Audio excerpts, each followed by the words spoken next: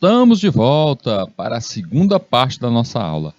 Vinha eu falando sobre os compiladores, dando as minhas dicas de compiladores. Vocês entenderam aí que existem diversos compiladores. Além desses compiladores que eu estou mostrando aqui, tem muito mesmo, gente. É muitos compiladores que existem pelo mundo. Então eu fiz um apanhado de vários compiladores que eu já conheço, eu tenho uma experiência, já trabalhei com um e outro, já utilizei, e estou mostrando ali os benefícios, né, e até as desvantagens de cada um deles. O que eu quero apontar para esse início é a situação de cada um de vocês. Tem computador? Tenho. Esse computador é fraquinho? É fraquinho. Então escolha o seu compilador diante disso. Meu computador aqui ele é top, ele tem muito processamento, memória, eu tenho até placa de vídeo, eu faço aqui o uso de vários jogos. Se você foi abençoado desse jeito, que maravilha! Vai logo, começa a aprender em um compilador um pouco mais potente, utilizando o VS Code, um NetBeans, algo desse tipo. Porque quando você utiliza algo como uma ferramenta mais poderosa, mesmo para criar um algoritmo simples desse, que a gente faz como uma calculadora, uma coisinha simples, mesmo assim você está aprendendo a ferramenta. Quando você chegar em um grande projeto, você já vai ter um entendimento maior sobre aquela ferramenta. E aí você vai conseguir trabalhar, evoluir bem mais rápido. Seria muito bom se todo mundo tivesse essa máquina potente aí. Mas não é a situação de todos. Eu sei que tem algumas pessoas que não têm nem o computador, que ainda fazem uso de um computador na hora da escola, vai ali na escola, consegue utilizar num laboratório. Tem uns que fogem ali, vão para a casa de um colega, de um amigo, que tem um computador, fica ali um tempo utilizando aquele computador e outro. E aí é nesses casos aí que a gente está vendo esses compiladores online para essas pessoas que necessitam aprender desse jeito. O interessante é que a gente se esforce, necessitamos disso. Se a única regra, eu não tenho computador, professor, só na casa ali de um primo meu que tem um computador ali, e aí eu peço para ele, para todo sábado eu vou lá e eu utilizo esse computador. Ele libera para mim a manhã de sábado para mim ficar ali programando. Pois vá lá, se esforce, faça isso. Você vai ser recompensado futuramente com tal conhecimento. Então é para aprendizado mesmo. Faça isso. Bora voltar aqui e ver mais alguns compiladores. Chegou a hora da gente ver até os compiladores para celular, né?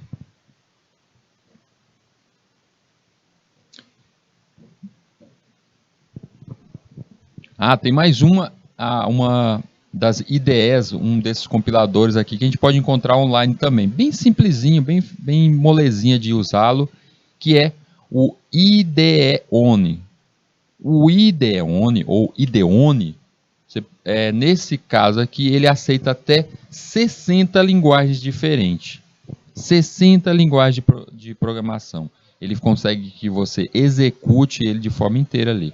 Existe também a seção de login. Você não necessita fazer login, criar um usuário dentro dele. Mas ele consegue, você decidiu a linguagem C, criar teu algoritmo, executar, sem fazer instalação nenhuma. Igual outros sites que a gente já viu aqui. Ele consegue fazer isso e vocês percebem que a interface dele é bem simplesinha, bem tranquila. É possível também fazer acesso a essa ferramenta pelo seu celular. Esse daqui eu acho que eu já falei em aulas anteriores para você, que é o Online Compiler.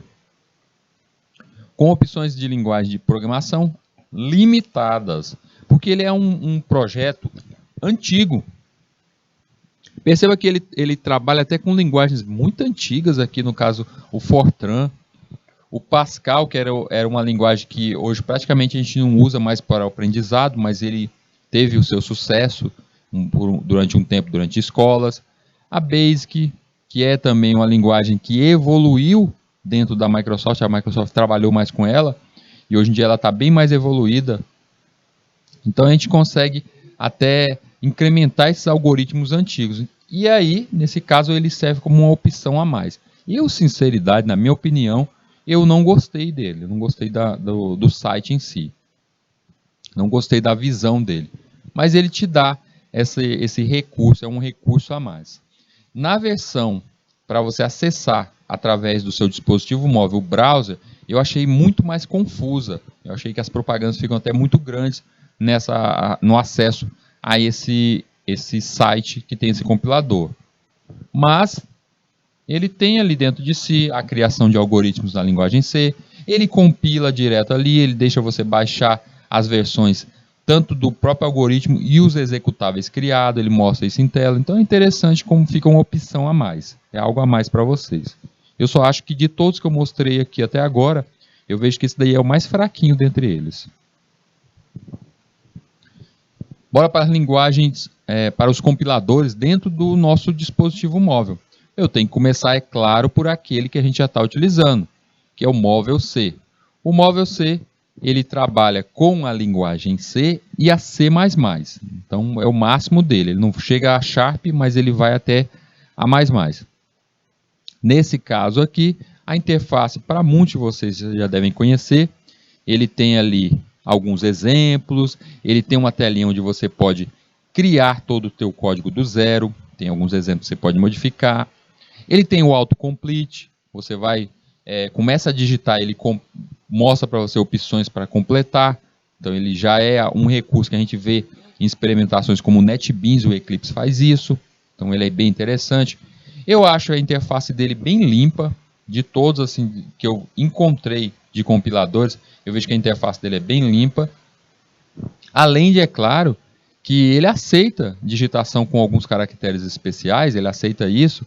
É claro que você vai ter que trabalhar dentro do seu algoritmo, no caso utilizando até bibliotecas como a Locale, que aceita esse tipo, mas ele não te atrapalha na hora de você fazer essa escrita, utilizando esses caracteres especiais. Então ele até te auxilia nesse ponto aí. Então, é bem interessante, é algo que eu recomendo. Eu já fiz testes com ele, eu tenho lá em casa, eu tenho o meu celular, o meu smartphone que eu utilizo hoje em dia, que ele é um Xiaomi, então eu utilizo esse, mas eu tenho um antigão, eu tenho um smartphone, um Samsung Pocket.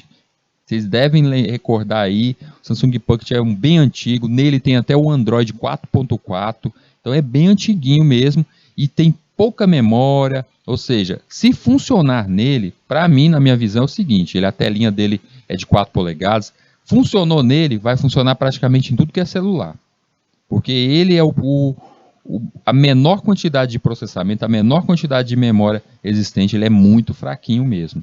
Então eu faço sempre esse teste. Eu faço a instalação no meu atual, faço a instalação na máquina virtual no meu computador, visualizando se ele funciona em outros dispositivos, como até mesmo dispositivos da Apple, um iPhone, e vejo no mundo real, nesse celularzinho que eu tenho, antigão, se ele funciona. Se funcionou em todos eles, se eu consigo criar ali códigos dentro deles, então para mim está ótimo. E o Móvel C, ele conseguiu passar em todos esses testes que eu fiz. Gastei um tempinho ali fazendo essas experimentações e ele funcionou.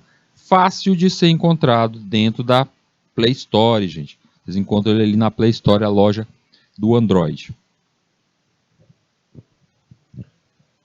AID é outra aplicação que você pode criar códigos utilizando o seu dispositivo móvel. Ele permite que você utilize algumas linguagens, além da C e a C++, você pode trabalhar também na criação de sites, microsites, utilizando o CSS, o JavaScript e o HTML5. Então ele já trabalha com isso.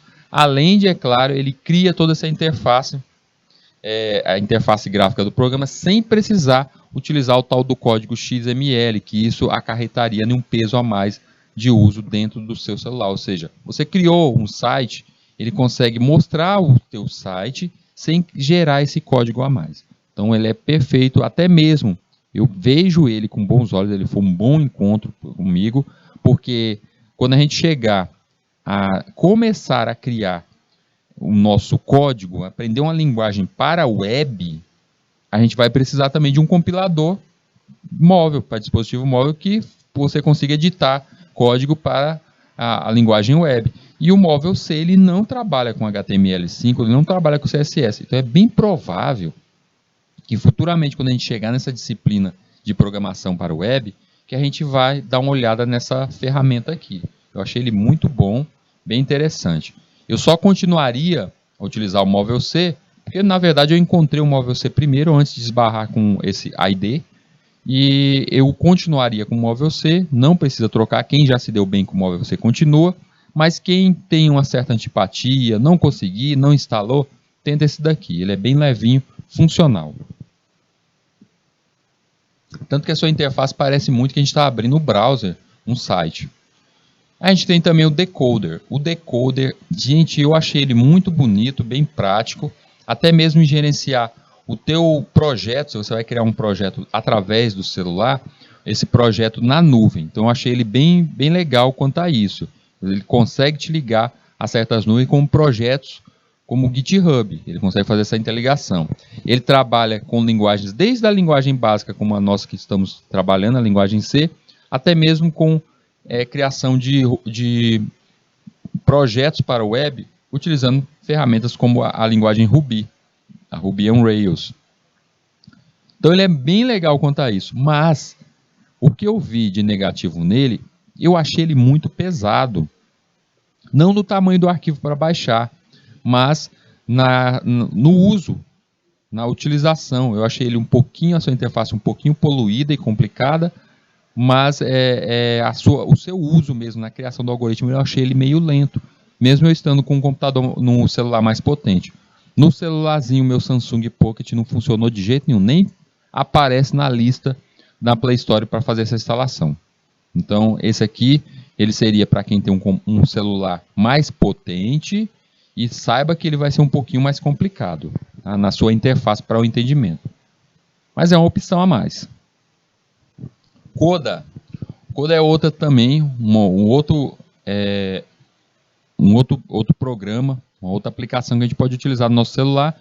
E o interessante é que ele se parece muito, a sua interface, ele parece muito com aplicações como o Sublime. Então, quem já está ali programando, utilizando o Sublime, ou até mesmo o Notepad++, que eu já falei bem dele aqui também, o uso do editor de blocos, editor de texto dentro do nosso computador, ao invés de utilizar o bloco de notas, eu utilizo o Notepad++. Ele é interessante ali para o celular, é o Coda. Ele funciona com uma interface bem próxima a isso. Ele tem já acesso a alguns servidores próprios, então você pode fazer a conexão dele direto aos seus arquivos do Dropbox ou o Google Drive. Então, nesse caso aqui, ele facilita quem já tem projetos prontos.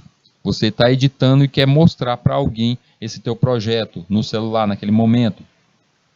Você deixou o seu algoritmo criado na linguagem C lá no seu computador e colocou isso dentro da pasta do seu Google Drive.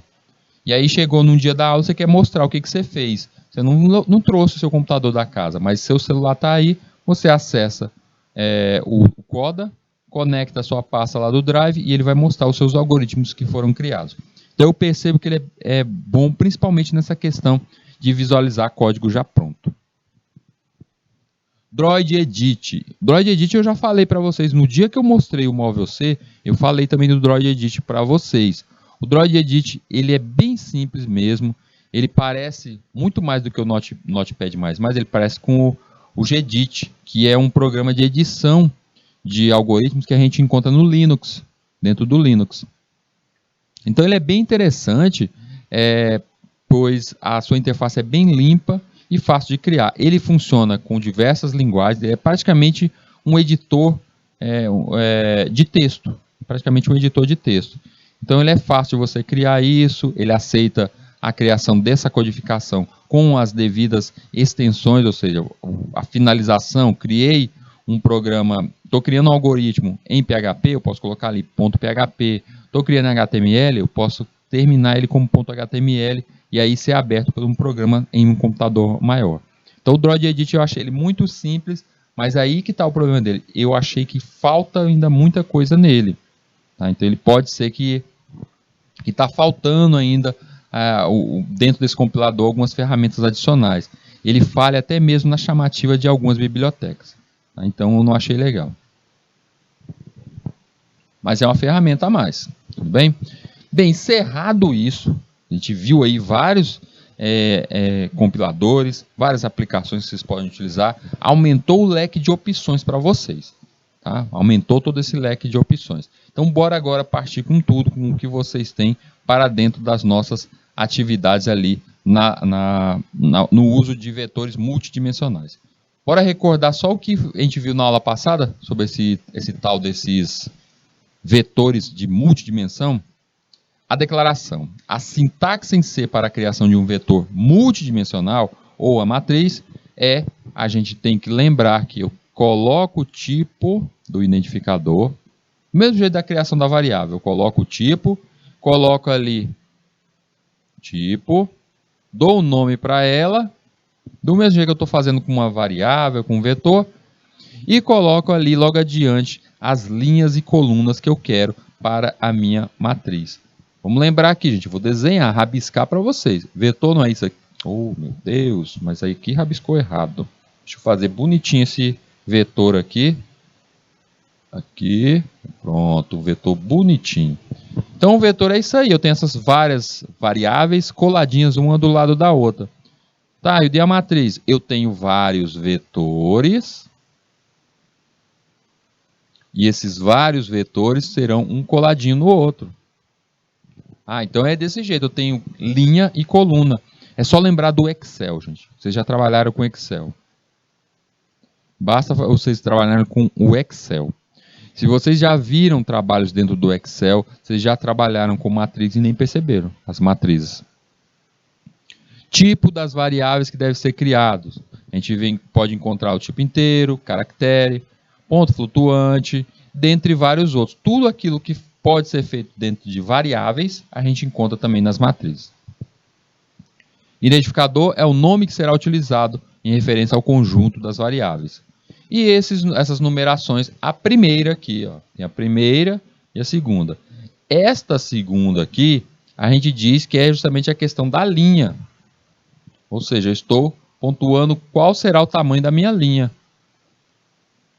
E o primeiro bloquinho, a primeira variável ali que eu vou colocar, o primeiro item que eu coloco ali, a numeração, é justamente o tamanho da minha coluna, ou seja, quantos vetores eu tenho colados um do lado do outro.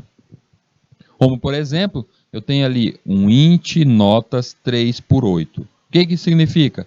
Int é um vetor multidimensional do tipo inteiro. Qual o nome desse vetor multidimensional? Notas. Ele é 3 por 8, ou seja, ele tem 3, que nem esse nosso aqui, ó. 1, 2, 3. São 3 vetorzinhos ali coladinhos um em cima do outro.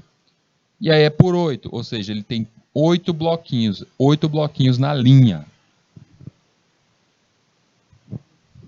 Vamos para o primeiro exemplo, agora que a gente relembrou o que é essa tal dessa matriz. Continuando os exemplos até da aula passada. Eu tenho aqui nesse seguinte problema. E vamos seguir na resolução desse problema como se a gente pegasse um problema real e o entendimento e a quebra desse problema.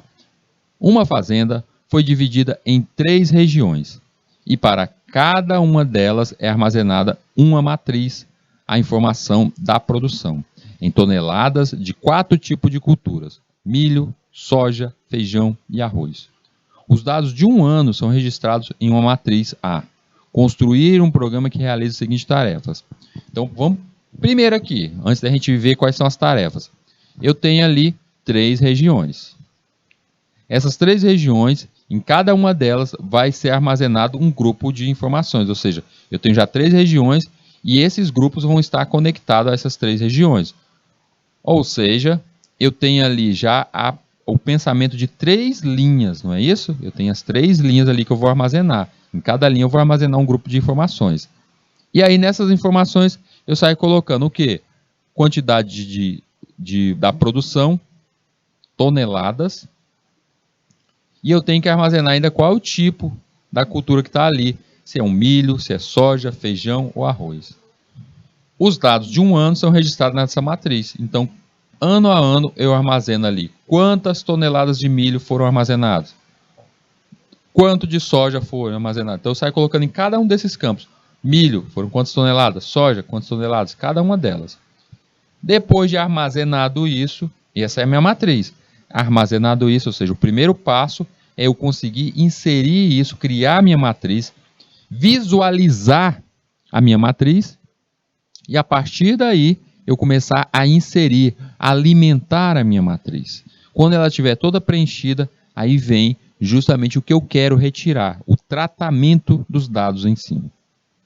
Então percebam que a maior dificuldade é você entender a problemática desse nosso problema real. A gente entender o problema como um todo para que a gente possa quebrá-lo em problemas menores. Primeiro passo, o que eu quero em primeiro lugar? Ler os dados de produção de cada cultura em cada uma das regiões da fazenda. Então depois que tiver as 3 regiões, mostrando ali quanto que essas regiões produziram de milho, soja, feijão e arroz, eu quero que isso seja mostrado em tela. Então o primeiro passo é mostrar o que foi armazenado dentro dessas matrizes. Segundo, calcular a produção de grãos de cada região. Então eu quero que seja mostrada a produção dos grãos de cada uma delas, quanto foi o total desses grãos em cada uma das regiões. E isso vai servir para me fazer uma comparação entre a produção de cada uma dessas regiões. Quem produziu mais, quem teve um maior efetivo. Terceiro, calcular a produção de grãos de cada cultura. Eu quero saber, dentro dessas regiões aí, por exemplo, o milho. Quanto foi o total da produção de milho somada nessas 3 regiões? Eu consigo definir isso? Então é mostrado bem aí através desse cálculo. E por fim, calcular o total de grãos produzidos pela fazenda, ou seja, o todo. Soma tudo, todas as toneladas de milho, soja, feijão e arroz e mostra o total. Então eu quero somente essas 4 informações aí. Se depois de toda essa matriz criada, inserir os dados e mostrar esses 4 itens aí, como você vai mostrar isso em tela? Se vai ser um menu, se vai ter botões, isso aí é questão do desenvolvedor. Ele que vai decidir o que vai fazer aí, como ele vai levar isso em tela para as pessoas. Mas no nosso caso aqui a gente está trabalhando no back-end. Então eu estou pensando em tudo como vou chegar a esse final nesse programa. Tá? Eu quero que vocês entendam. Pensem comigo. Esse probleminha bem aí não poderia ser um problema real em uma fazenda? Não poderia ser uma pessoa, um grande agropecuário, alguém do agronegócio que chegou para você e perguntou se você poderia criar esse programa para ele deixar tudo registrado? Ele não quer mais registrar isso lá no Excel. Lá no Excel está perfeitinho, ele consegue, todo ano ele preenche o Excel dele. Ele não quer, ele quer um sistema. Ele quer isso aí dentro de um sistema e ele quer visualizar isso para poder entender a sua produção ano a ano, como ele aumentou a quantidade de plantação de milho, se ele teve um prejuízo, ele quer ter esse controle.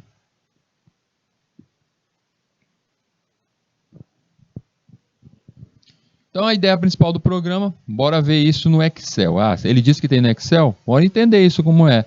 Por muitas vezes, gente, entenda o seguinte, por muitas vezes passado um problema daquele, tente rabiscar mesmo, do jeito que está aí na tela. Vai até no Excel, rabisca mesmo. Você percebeu que é uma matriz? Percebi. Então vai ali e faça isso, e depois você vai entender como criar no sistema. Então, o que ele quer? Inicialmente a gente percebeu que são 3 regiões. Então são 3 linhas. Isso, 3 linhas. Ele quer que coloque as culturas. Quais são as culturas? Milho, soja, feijão e arroz. Então, eu tenho ali as minhas 4 colunas. E aí vai ser armazenado o quê? Toneladas. É um número, é inteiro. É inteiro, tonelada? Não, é melhor a gente colocar em float. Vamos verificar isso. Depende quanto que eu estou colocando. Eu quero armazenar tonelada em número. Qual será o número que vai ser decidido ali? Vamos pensar inicialmente aqui, só que vai ser armazenada ali aquela quantidade, um float. E aí está ali, 3.0, 4, 2. Inicialmente ali, foram os dados que eu carreguei. O que mais ele está querendo? Ele está querendo, além daqueles valores ali, ele quer saber quanto que cada cultura terá. Tá aqui, o total é a soma das 3 regiões. Milho, quanto terá soja, quanto terá feijão, quanto terá o arroz. É isso que ele quer, não é? E ele quer também o total de grãos somados das 4 culturas por região. Também, olha aí. Não é isso que ele quer? Justamente. E faltou só um item aí, que foi aquele último item, que ele quer o quê? A somatória de todos os grãos de tudo produzido ali nas 3 regiões. Então é só você somar esse total aqui e entregar isso numa última variável ali, no último espaço. Pode ser variável? Pode, se eu quiser armazenar. Pode ser só na tela? Pode. Então, entendido isso, eu entendi o problema. Entendeu o problema? Você já pode dar início agora à programação, à criação do algoritmo. Então, vamos lá. Vamos ver como é que isso fica. Começa a minha codificação chamando a biblioteca básica de comandos, que eu vou precisar utilizar alguns laços, já que eu estou falando de um vetor multidimensão, que vai introduzir dados, vai fazer a leitura do que foi digitado. Então eu começo ali com a nossa stdio. Linha 2, eu tenho ali uma constante. Essa constante eu vou chamar ali de 3. Por que 3? Por que é uma constante e por que é 3? Porque eu defini ali a quantidade de regiões, não eram 3 regiões? Então eu defini que era isso é imutável, certo? E a quantidade de cultura? São 4. Então eu defini também como uma constante. Poderia ter colocado esse modo constante, eu poderia ter colocado aquele define também. Poderia ter colocado aqui o define, dando um nome e colocando esse valor. 2 modos de fazer a mesma coisa. Linha 3, tem o início do nosso programa. Linha 4, vem as nossas variáveis iniciais. Agora é variáveis, eu tenho a I, a J e a K. I, J e K tem cara que eu vou utilizar isso dentro dos nossos vários for, para preencher e fazer a leitura da nossa matriz. E aí vem na linha 5 as nossas matrizes. A matriz inicial, ela está ali, eu chamei ela preguiçosamente de A. Tá ali M e N, as duas posições. Quem é o M e quem é o N?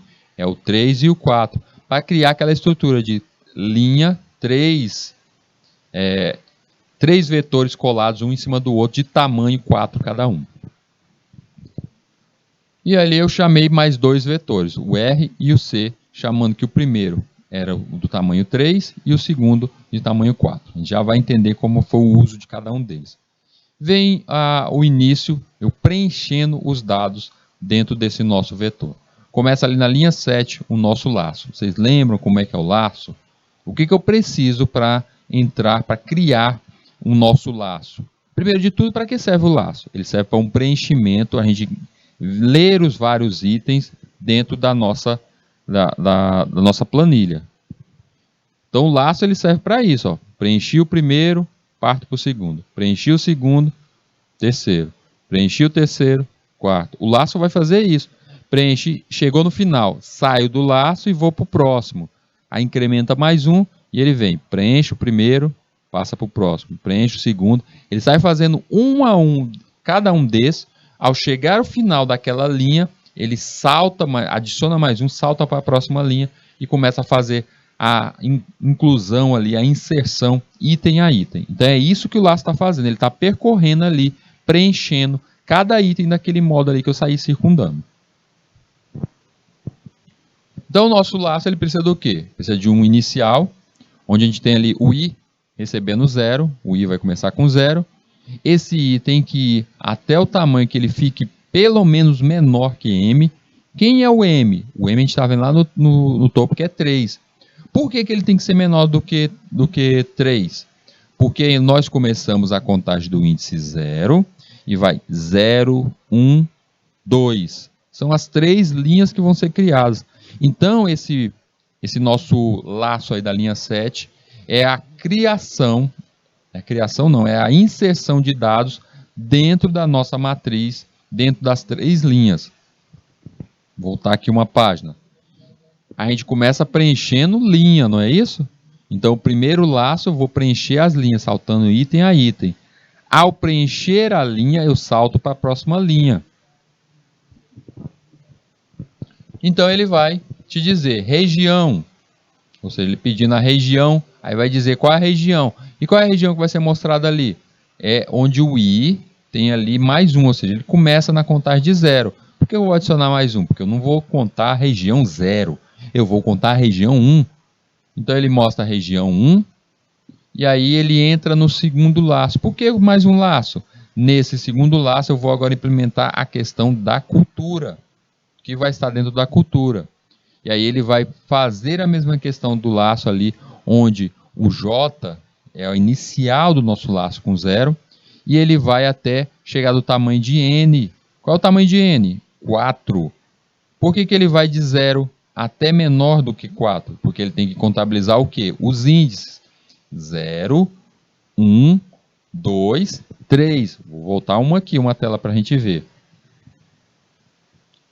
0, 1, 2, 3. Perceberam isso? Vou apagar aqui do outro aqui. A primeira entrada o primeiro laço, ele não fazia também essa mesma contagem? 0, 1, 2.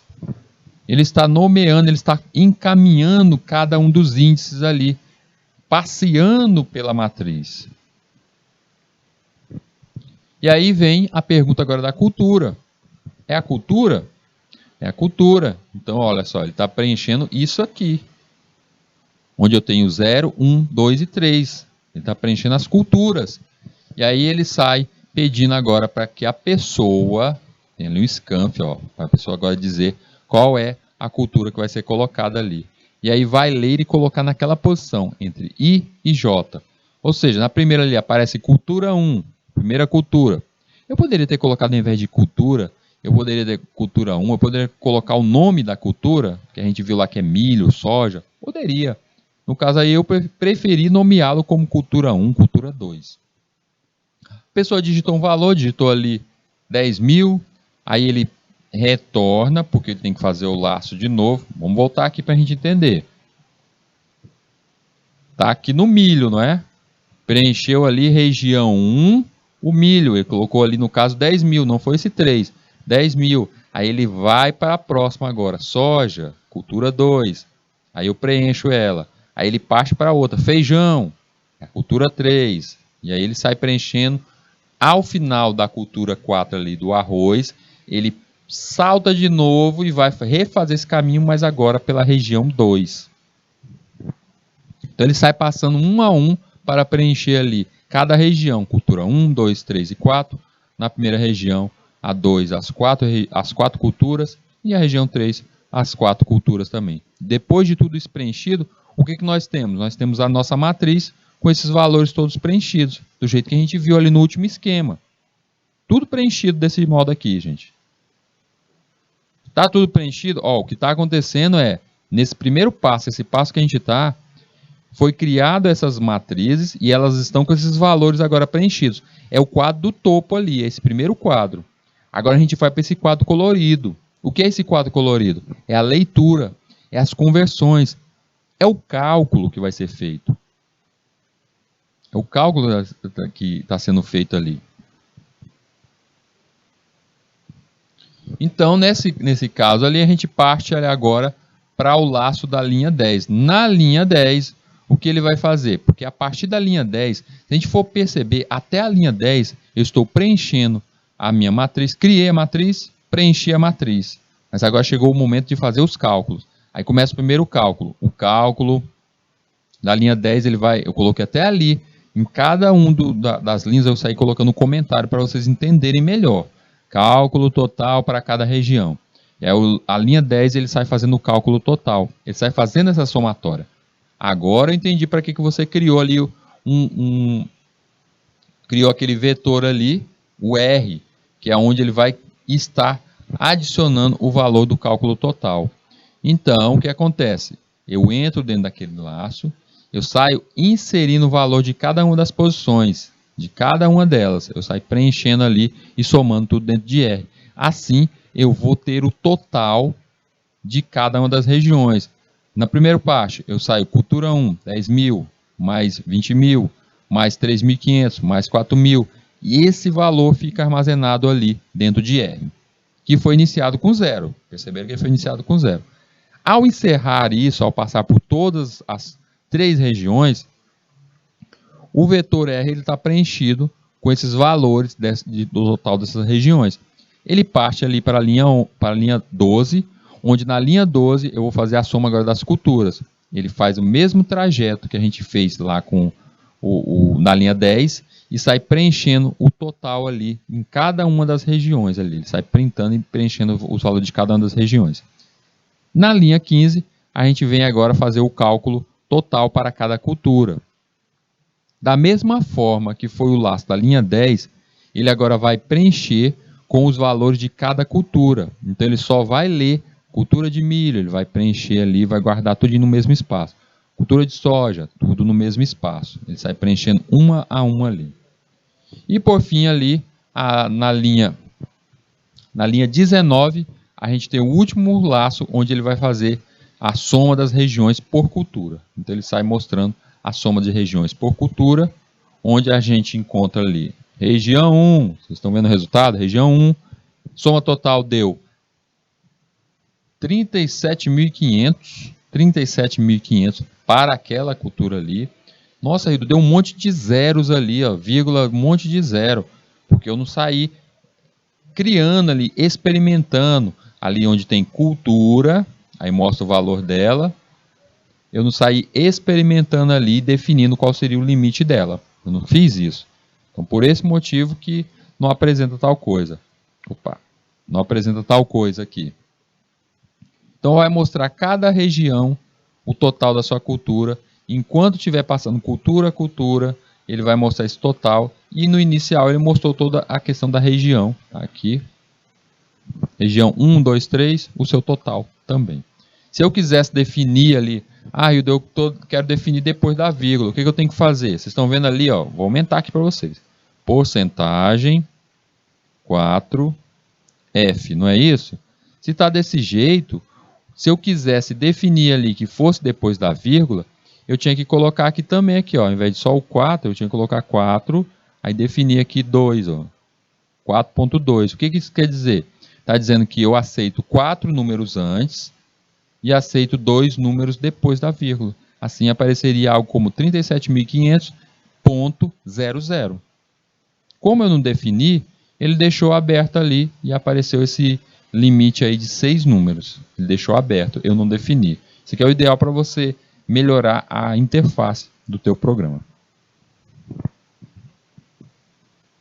Bora para mais uma atividade aqui. Eu tenho preencher um vetor com 3 nomes e mostrar quantas letras A e E tem nos 3 nomes. Isso aqui a gente já chegou a visualizar, isso aqui nesse preenchimento de vetores, mas com vetores soltos. Agora vamos utilizar isso, já que a gente tem o conhecimento da matriz, somar os 3. Aí eu poderia preencher 3 vetores, cada um com um nome, e fazer essa contagem? Poderia. Mas agora, como eu sei que eu posso utilizar os 3 vetores colados um do outro, a gente vai reutilizar isso, essa mesma atividade, mas agora, ao invés de utilizar 3 vetores, eu vou criar uma matriz. Como é que isso pode ser feito? Inicialmente, ali no topo, eu chamei as minhas variáveis, as minhas bibliotecas, biblioteca de introdução de comando, chamei até a biblioteca ali de string, e aí vem na linha 5 o início do meu programa. Ali main, iniciei o programa. Linha 7, comecei 2 variáveis x e m. Por que essas 2 variáveis aí? Essas são as variáveis ali que eu vou utilizar dentro dos nossos for, para controle do nosso for. Linha 8, eu criei ali do tipo caractere.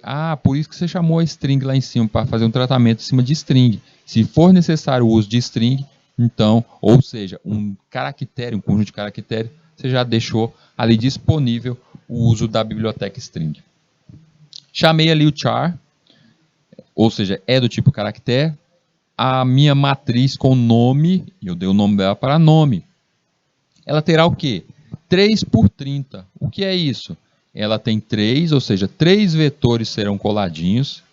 Ela terá a altura de 3. E ela terá um comprimento até de 30. Então, o maior nome que eu posso colocar, ele terá 30 caracteres ali. Iniciei também uma variável do tipo caractere conte e uma tam. E ali na linha 9, eu começo o meu primeiro for. Tem ali for, iniciando com x com 0, e ele vai até o tamanho de x menor do que 3. Porque a gente já sabe, 0, 1, 2 são os índices. E ele vai incrementando a cada passada. O que vai acontecer dentro desse laço? Vai ser aparecer em tela, digite um nome. E aí, após a pessoa digitar o nome, como eu digitei ali no inicial, digite um nome, Lucas. Esse Lucas foi capturado pela a nossa função gets. Agora está explicado a motivação do string, que a gente chamou a nossa biblioteca string. O gets está dentro da biblioteca string. Chamei gets e disse que eu quero que seja tal valor seja colocado dentro de nome, dentro ali do nossa matriz nome. E aí fica armazenado ali naquele vetor, ali naquela posição. Na linha 14,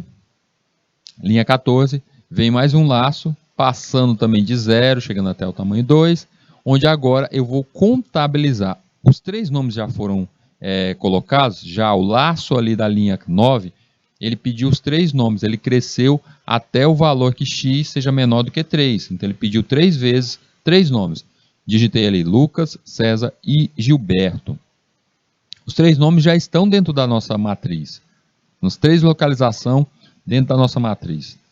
E aí, na linha 14, o nosso laço agora vai percorrer essa matriz e vai utilizar a nossa função strlen, que está dentro da string, da biblioteca string, strlen. A gente já viu isso em aulas anteriores, que essa função ela serve para fazer uma contagem de quantos itens tem ali, quantos símbolos foram utilizados. Lembrando que ela pega também o valor de símbolos como espaço. Então, cuidado se você digitou o nome e deu um espaço. Ele vai pegar esse valor também. E aí ele vai contar ali esse valor naquela posição e vai jogar dentro de tam. E isso vai ser para ser mostrado em tela o tamanho daquela variável. Linha 17, daquela matriz. Linha 17, ele vai refazer o caminho, agora que foi contabilizado de tamanho, só que agora ele vai fazer as comparações. Perceba que eu estou utilizando ali um se, um if, na linha 19, onde eu faço a comparação ali naquela posição, ali se foi encontrado a letrinha A maiúsculo ou A minúsculo.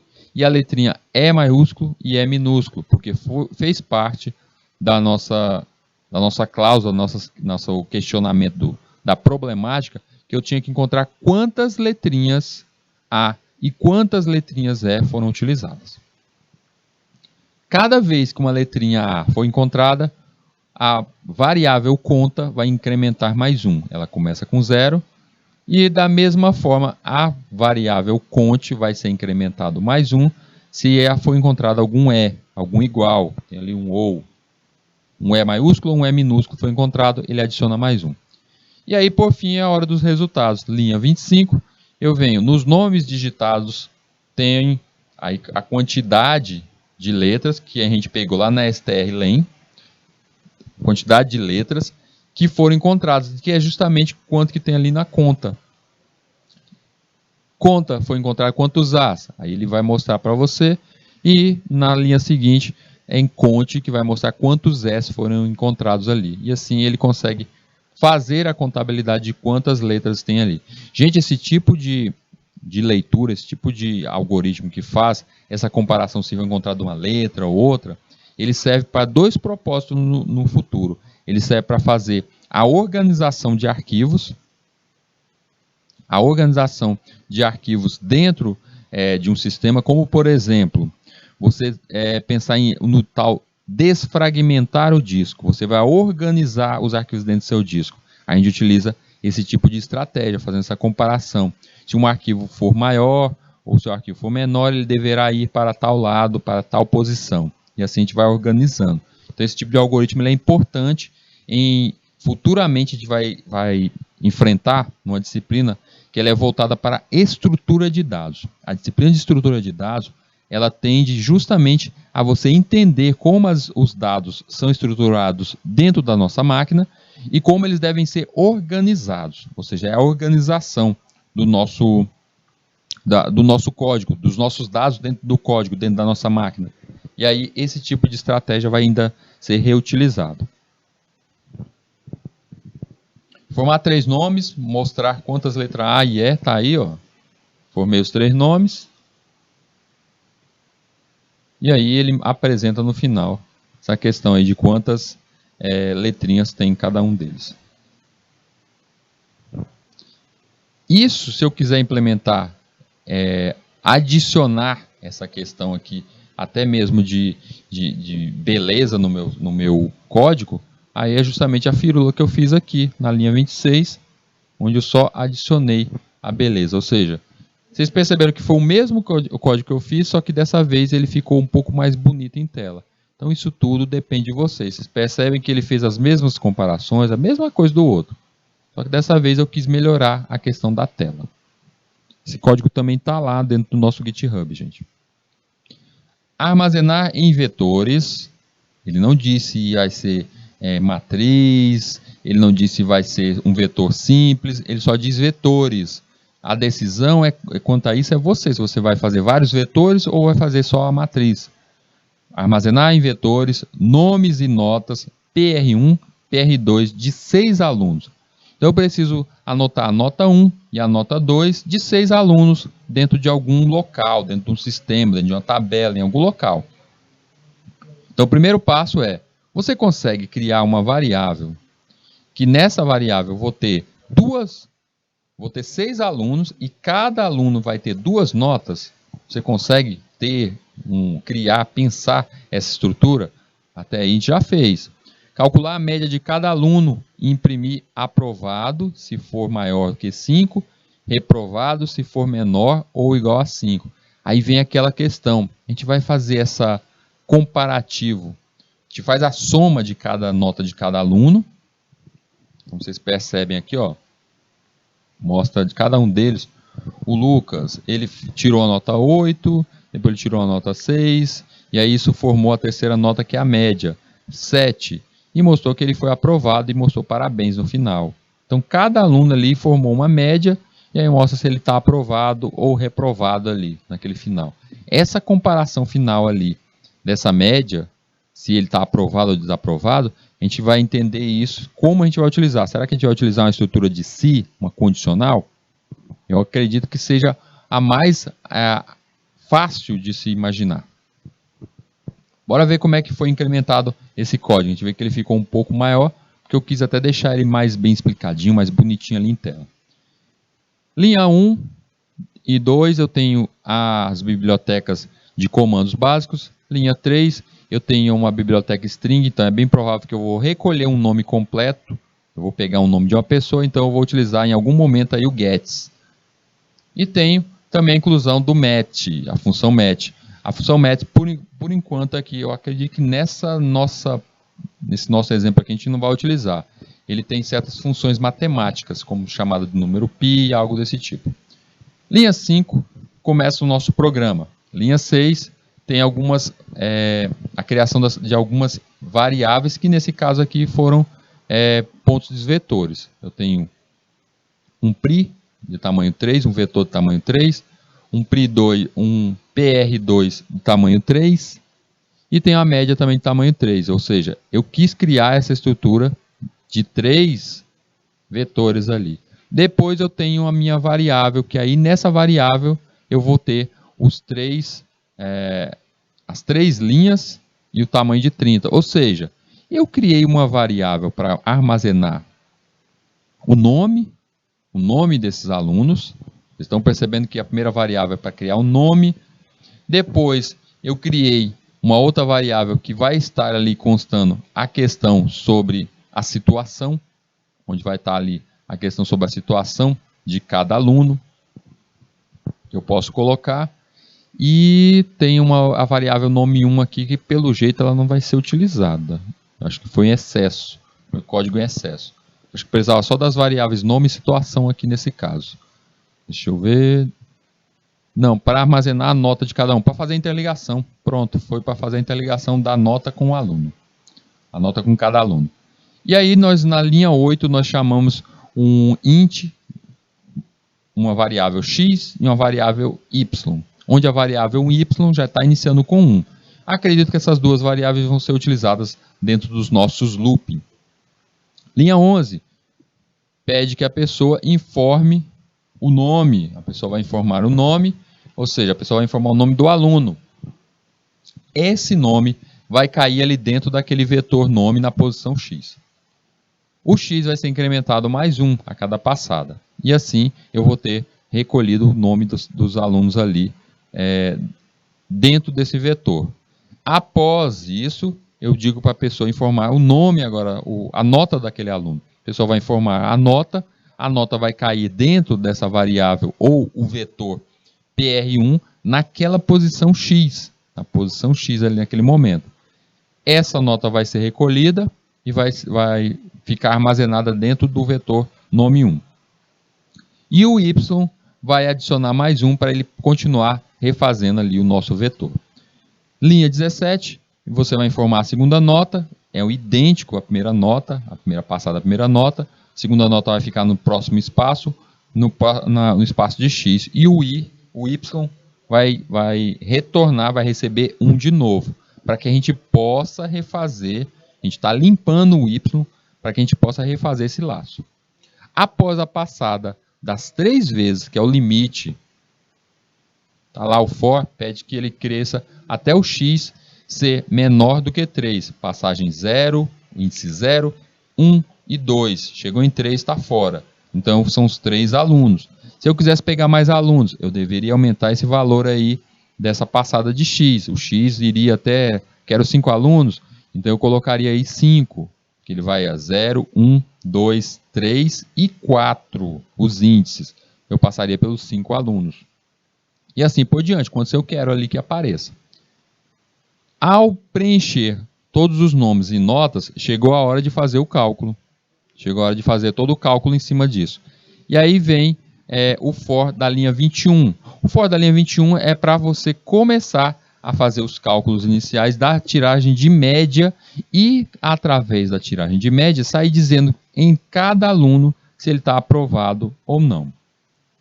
Linha 23 vem com média na posição x, onde ela vai receber justamente as notas que estão daquele aluno ali naquele momento.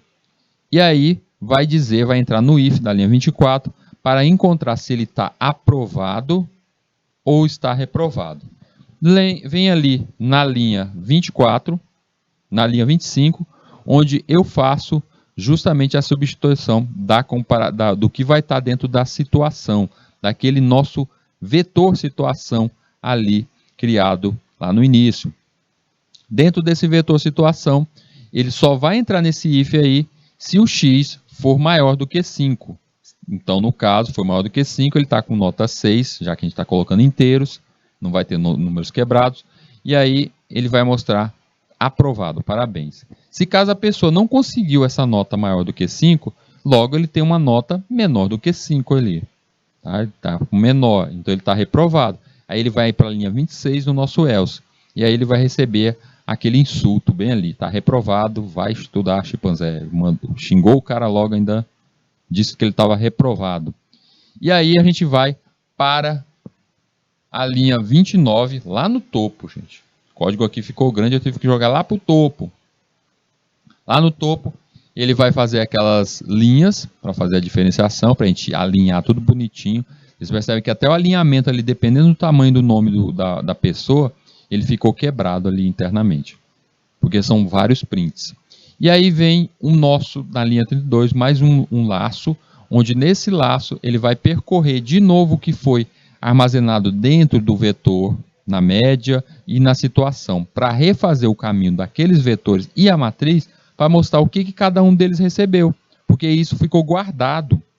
Então eu tenho ali que o Gilberto recebeu as notas, mostra a nota dele 8 e 6, tira a média, porque está chamando ali na linha 34 a média, e mostra a sua situação. A situação dele que foi na linha 24, ele conseguiu, por ter uma média 7, ele acabou entrando nesse nosso if aí e recebendo ali através da strcpy, que ela copia aquele valor de aprovado. Então, ele foi aprovado.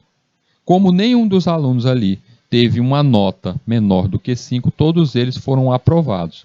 Dá para colocar mais situações, como reprovado, de recuperação, o if e o else, a gente já utilizou várias vezes aqui, as condicionais, esses caminhos, diversos caminhos que a gente pode criar dentro de um algoritmo, a gente já fez isso várias vezes aqui. Então, aí, neste caso aí, era simples e fácil de fazer aqui, era só aumentar isso aí. A quantidade de alunos. Quantidade de alunos, você decide a quantidade, tudo isso seria armazenado, é claro que respeitando também a nossa matriz. A nossa matriz ali, ela foi criada para ser do tamanho 3. Se aumentasse a quantidade de alunos, ali no laço da linha 9 para 5 alunos, eu tenho que aumentar também o tamanho da minha matriz, para a quantidade de 5, e assim por diante. Então, a gente tem que pensar no todo. É por isso que é interessante, vocês lembram daquele último exemplo lá das culturas e região, dos grãos? É por isso que é bom você desenhar, você rabiscar aquilo dali antes de você partir para o código. E pode ser aqui que nesse exato momento, se eu colocar bem aqui, ó, crescer até o tamanho de 5, x menor do que 5, ele vai passar 5 vezes? Vai. Mas quando ele chegar na quarta vez, ele não vai ter espaço para armazenar os nomes. Por quê? Porque ali na linha 7 eu criei a minha matriz até o tamanho ali, a coluna até de 3. Então ele só está preparado para armazenar 3. E o que acontece se eu deixar ele rodar desse jeito? Ele vai tentar armazenar esse nome em um espaço dentro dessa variável que não existe. Vai dar, no mínimo, um erro lógico bem aí, vai dar uma falha lógica, vai dar o chamado estouro de memória. Então, muito cuidado com isso, tudo bem? Turminha, bora para mais 3 minutinhos aí do nosso intervalo e a gente já retorna.